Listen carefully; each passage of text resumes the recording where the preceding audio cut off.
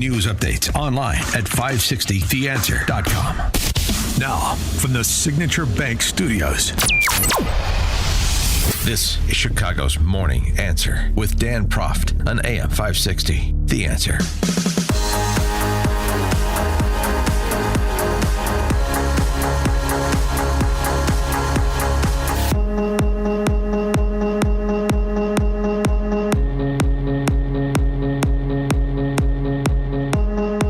Top of the morning, Dan Proft here. Returning to our discussion about the mass shooting at Annunciation Catholic School Church yesterday in Minneapolis. 8 and 10-year-old were murdered, 17 other people injured. This trans individual, 23-year-old trans individual, opened fire. Estimates I saw between 50 and 100 shots into this church where these grade school kids were attending Mass. We have some information about motive. So you heard the motive's not determined yet because this guy's all over the place. Guy identifying as a girl.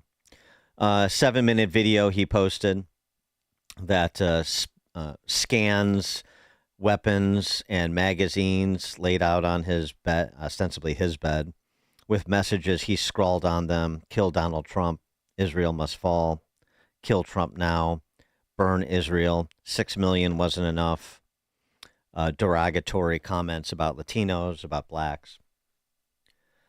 We have some other bits and pieces of his musings.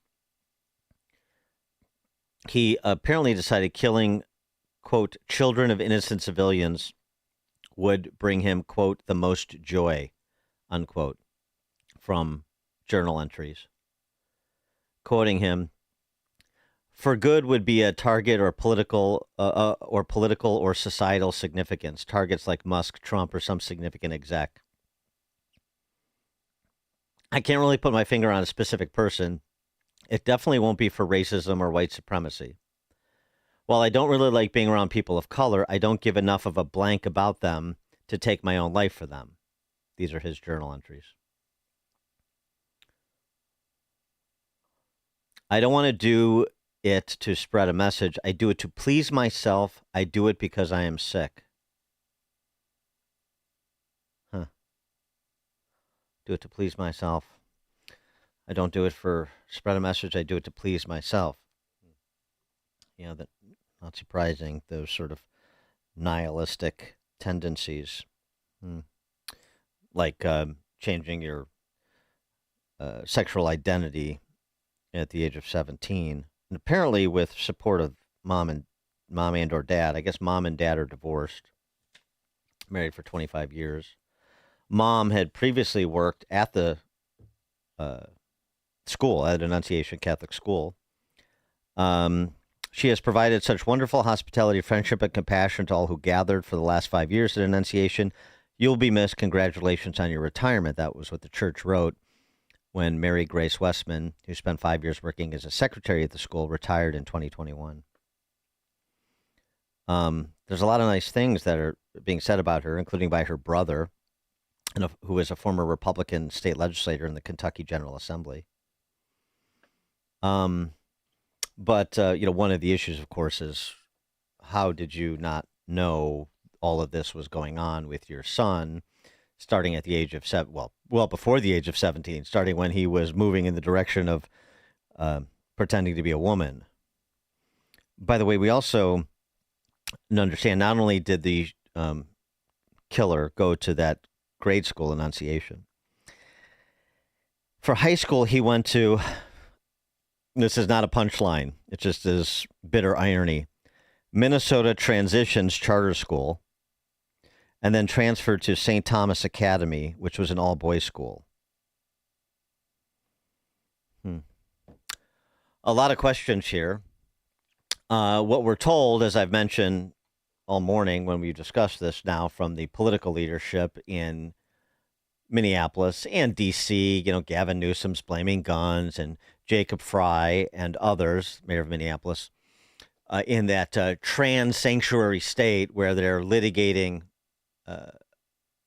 against the Trump administration over quote-unquote gender-affirming care, the right of parents and medical professionals to mutilate kids. Up there, from that set, we're told, what do you think? This is a moment to rally around the trans community because Jacob Fry knows that it's only through love that we overcome hate. I have heard about a whole lot of hate that's being directed at our trans community. Anybody who is using this as an opportunity to villainize our trans community or any other community out there has lost their sense of common humanity.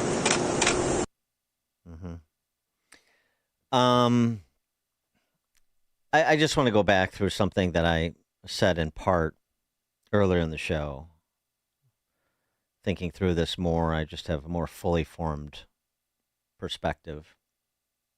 Again, per our friends at Catholic Vote, 500 Catholic churches have been attacked since 2020. 500. If those had been mosques, synagogues,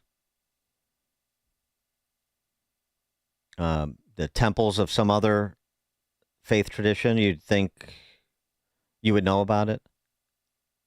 500 Catholic churches attacked since 2020, the incidence of violence spiking after the Dobbs decision. This does not include pro-life and pro-family organizations who've also been subjected to violence. Under Biden and Ray, the FBI targeted Catholics who attended the Latin Mass as possible domestic terrorists, memorialized that characterization in a memo that was distributed to more than 1,000 FBI personnel across the country and who knows how many more in the activist ranks.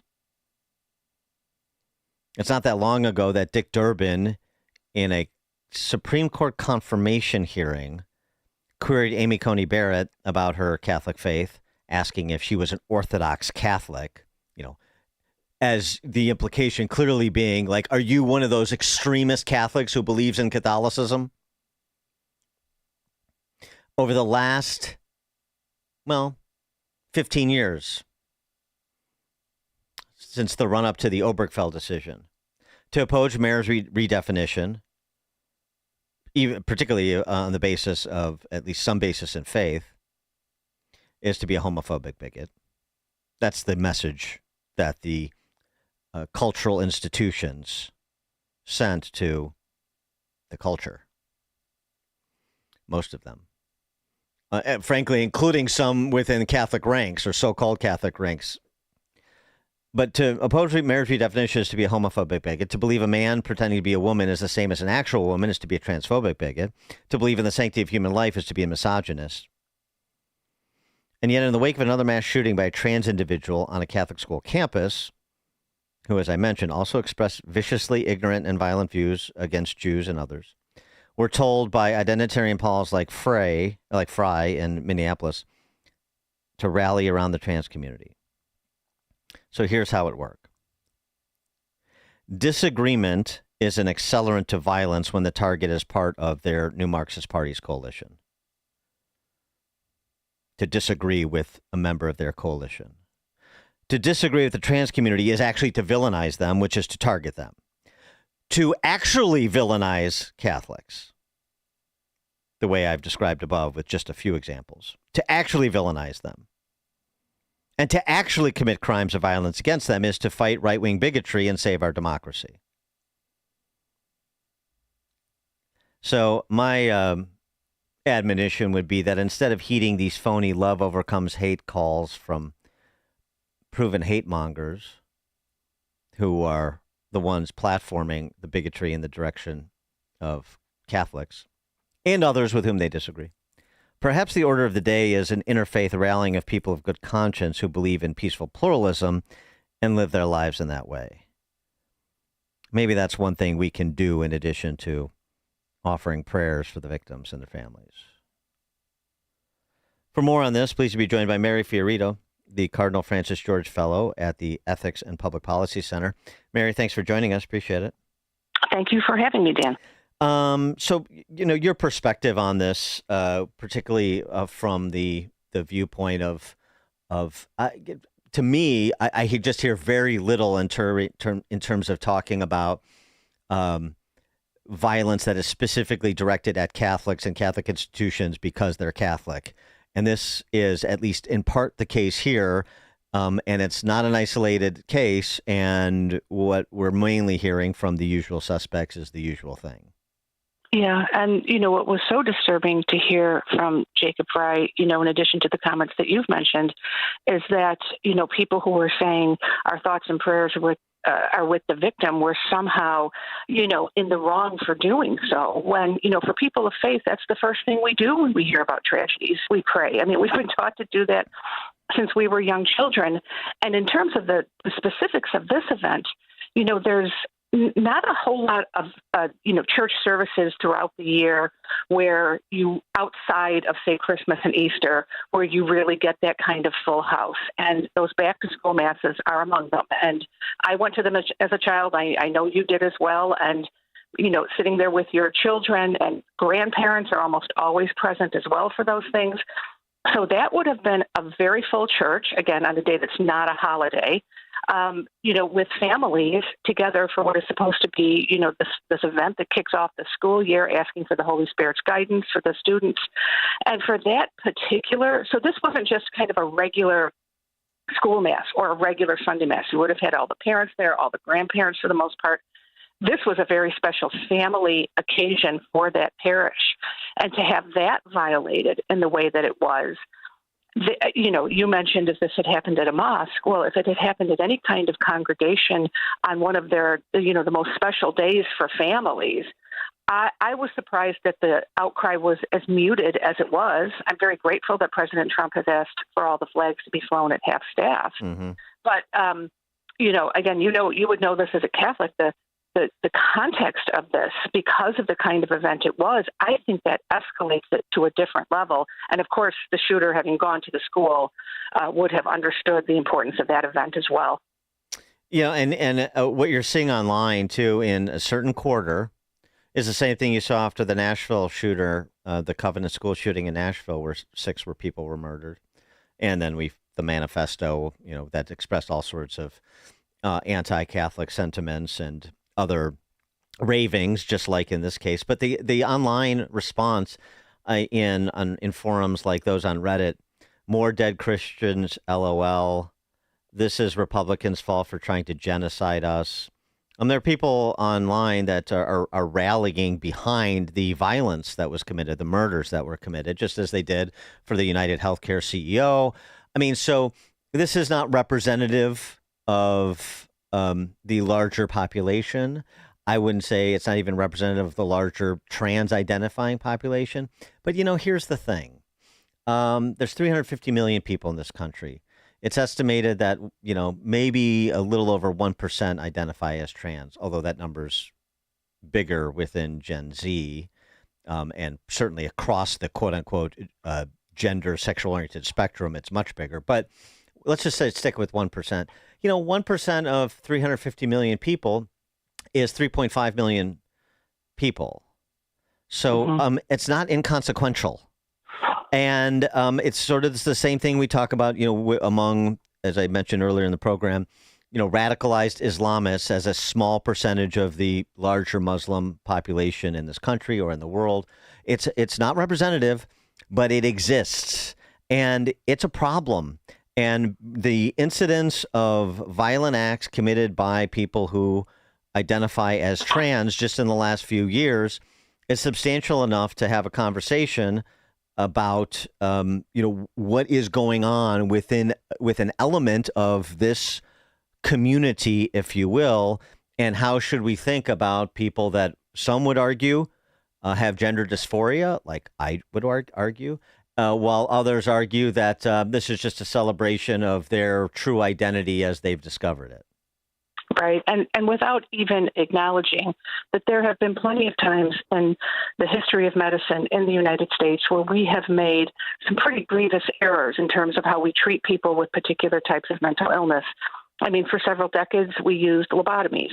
Yeah. That was a standard course of care for some people who, probably were on the autism spectrum or maybe had bipolar disorder, something like that. And now, of course, it wouldn't even come into anybody's mind other than to mock it. But that was a standard course of medical care for people. And those who tried to question it at the time, were called anti-science and quacks and everything else. Well, it turns out they were right. Mm-hmm. And I think when you look at this particular incident yesterday from a scientific perspective, people taking cross-sex hormones are, introducing things into their brain development, into their physical development that are not meant to be there.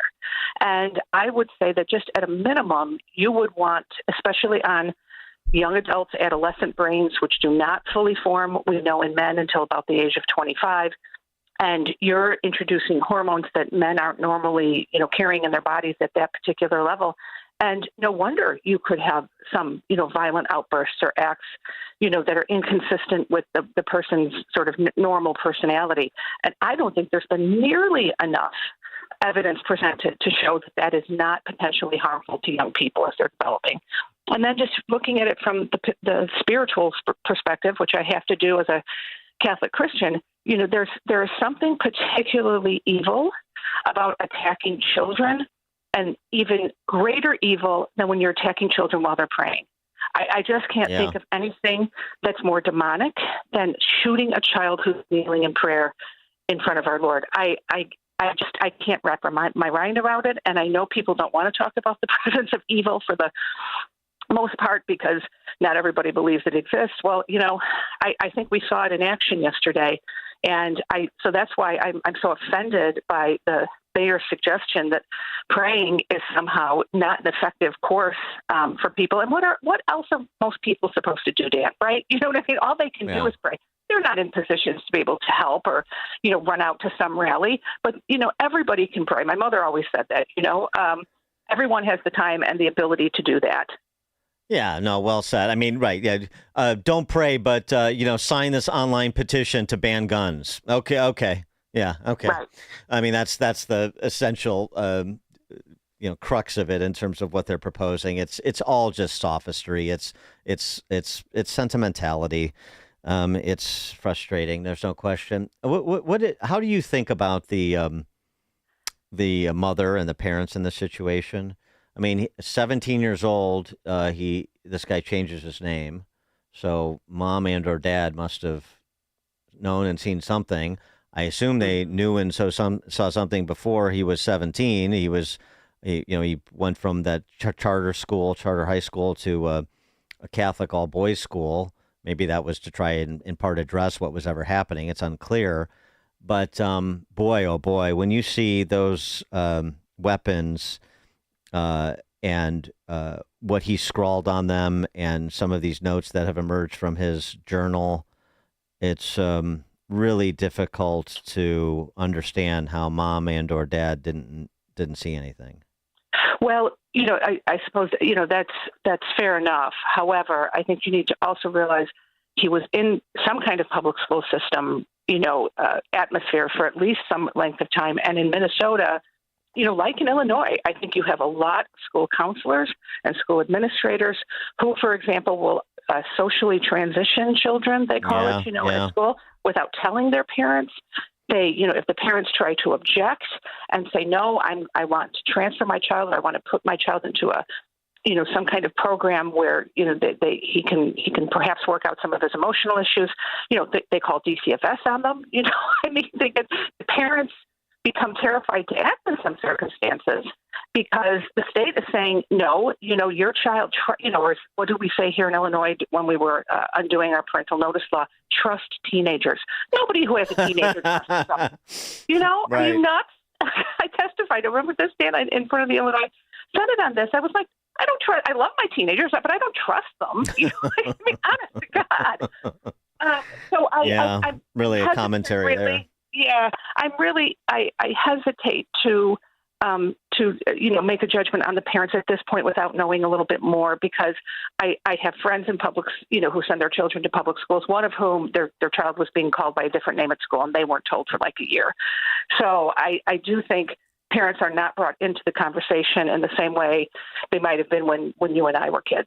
Yeah, fair enough. I mean, and again, you're talking about a state that is in litigation with the Trump administration over transing kids and, is a trans sanctuary refugee camp or whatever Fry and Walls call it. So, yeah, that point is well taken. You're right. It deserves more investigation. Mary FioRito is the Cardinal Francis George Fellow at the Ethics and Public Policy Center. Mary, thank you as always. Appreciate it. Thank you for having me, Dan.